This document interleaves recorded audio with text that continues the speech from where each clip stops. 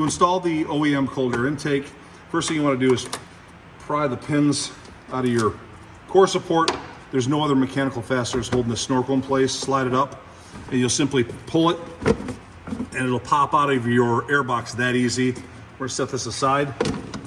Show them the light. We put a light in there so you can see the opening in the core support, guys, that bright light. That's where the nose of this snorkel is gonna go. So why don't you come around the other side and we'll snap this in. Good. We're simply going to take this, slide it down underneath this line. I'm going to push the nose of that snorkel into where that light was. Get hung up on this right here.